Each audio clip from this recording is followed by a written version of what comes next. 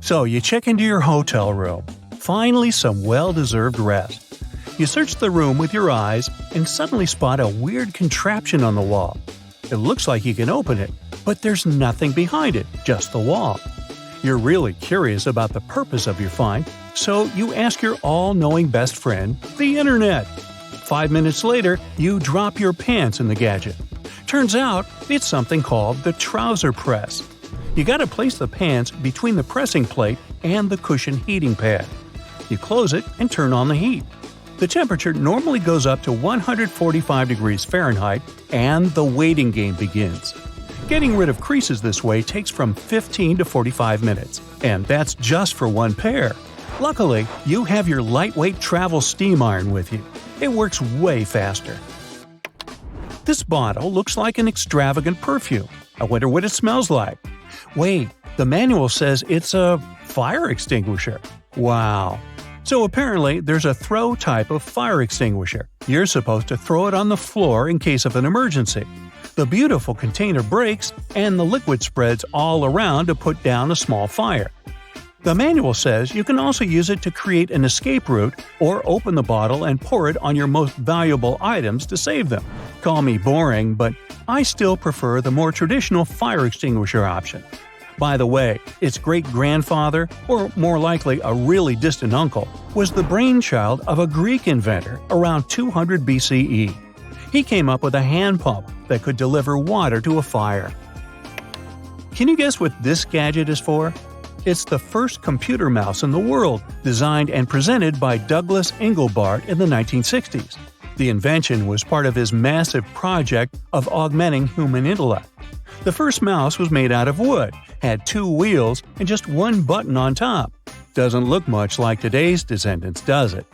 The gadget got its name because it did have a cord attached to the back part, which made it look like a cute rodent. There's also a popular story going on that the cursor was named Cat at the time of the invention. So, a mouse controlling a cat. Those tech guys must have a great sense of humor. Another fun fact is that Engelbart never got the patent for his invention, as it went to the Stanford Research Institute, his employer. That patent expired long before the mouse became a popular tech pet across the world. Now, any ideas on this silver cutlery item? A really safe fork? Or maybe a spoon that fell on the road and got flattened by a truck? Nope and nope. Meet the food pusher.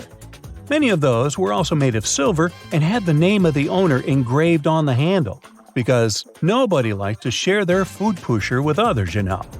This cute utensil served to push food onto a spoon or a fork. It came essentially handy for the youngest eaters who had no knife at their disposal. Another idea on how to use it would be to get the food from a serving platter onto your plate.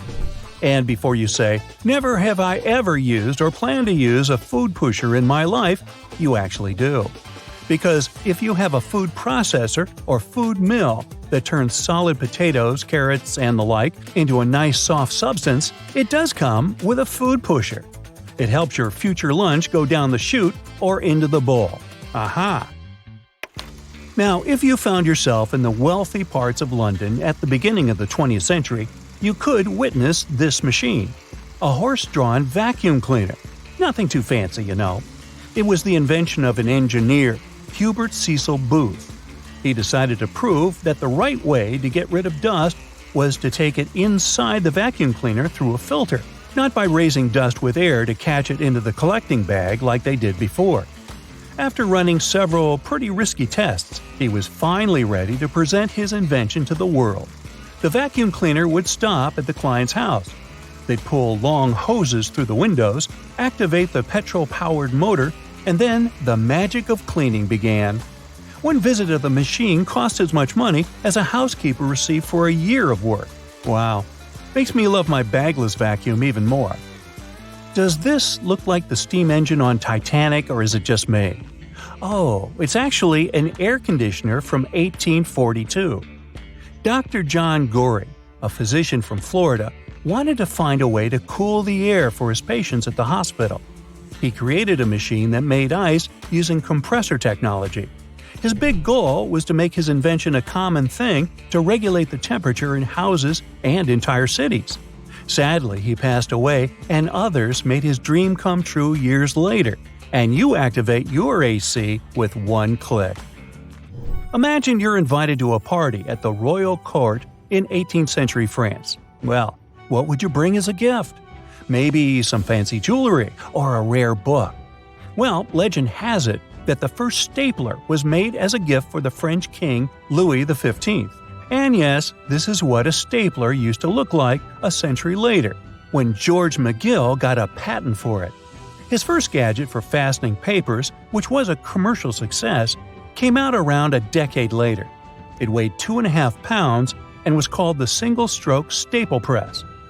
Now, this one looks like a cute, cozy house for a family of two, except where are the windows?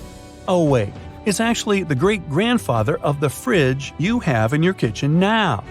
Persian engineers found a way to store ice in the summer heat in the desert by 400 BCE. They bulked up on that ice in the winter in the nearby mountains and put it in one of those ice pits. It had a large dome made of mud bricks above the ground and a deep underground storage space. They used the ice to keep the royals feeling good and refreshed in the summer, and to produce a traditional frozen dessert. They also dropped some food in there. The first electric refrigerator for home use became a thing in 1913. It was basically a cupboard with a unit on top, which did all the magic. So still, not much like the fridges we know and love today.